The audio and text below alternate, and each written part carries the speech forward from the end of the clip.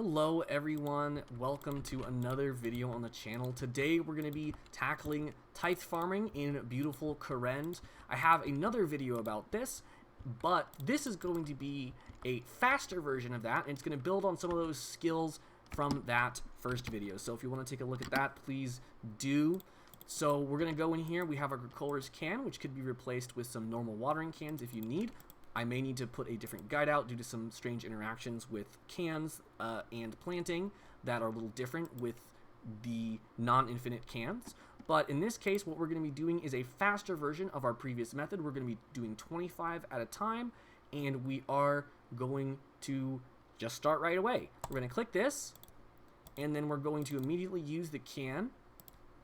Make sure your run energy is on. We're going to immediately use the can on the plants.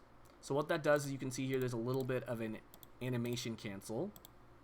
The second thing that we're going to do is we're going to be using all these marked tiles. The reason why we're using these marked tiles is twofold. One, it creates diagonal movement, which saves us time. And two, what it does is, based on the way I've done these tiles, it's designed to maximize the amount of time running. So when you move squares in this game, if you move an even number of squares, you run. And if you move an odd number of squares, including just walking one square next to yourself, you walk. So what I've done is that any section where I need to go one square, you can see that I will just walk. But most of the time, we're utilizing these diagonal movements along with two squares, which is going to allow us to run. So this is a method that I devised based on what was at the time the world record. The world record included replanting at the end, which we're not going to do. We're not going to make it that hard. This is not that sweaty. It lets you have a little break between each run that you do. It also has some room for error, as you can see, right? I started with no run energy on, making a little bit of a delay, and we should still be able to do fine. So right there on that one, I just use the can on it. However, typically what I do when I do my run is that I just click on the plants. This is where I had mentioned there are some strange interactions with non-infinite cans, and I had this issue long ago, and this could have been updated where it wouldn't interrupt the movement animation properly. It would still think that you were watering, and then it would try to take water from a can that's already being watered from, and the game didn't like that, and your character would just stand there and do nothing.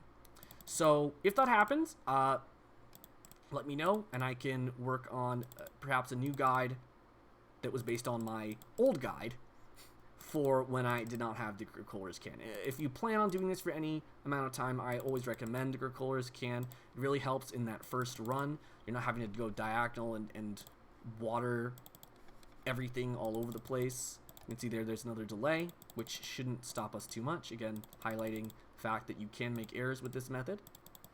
All that being said, the point of that statement is that I don't feel like enough time is saved by using the can directly on the plant. In fact, I'm not entirely sure, at least based on my visual testing and my, just feeling it, I don't feel like this actually saves any time. I don't feel like this is that much faster, if at all, than just clicking on it. I think the animation looks faster, but I think it's actually the same speed once it's planted. When it's originally planted, it does seem to cut down the time. And I think I've done some tests here and there, and I need to record all the variations. But from those tests, what I concluded was that if you don't do that on the first run, it is very difficult to actually complete all 25. It simply cuts down too much time. And I've done also variations where I click using the can on every single plant in the second stage. Instead of clicking on the plant itself, we click on the can, then on the plant. And that didn't seem to impact the speed very much at all. At least that was my conclusion. If anyone finds anything different, I would love to know. So, right here you can see we're not replanting the plants, we're simply just harvesting them. And if you're comparing this to the previous method, you can see how much faster this is, because not only are we utilizing the diagonal movement, we're also getting that the run. We're basically staying in this really fast mode, and we're also getting 25. Now, this is not as important anymore, because previously it was really important to hit 100, because that was the max that you could get, and a lot of the points were loaded into the fact that you were getting a 100.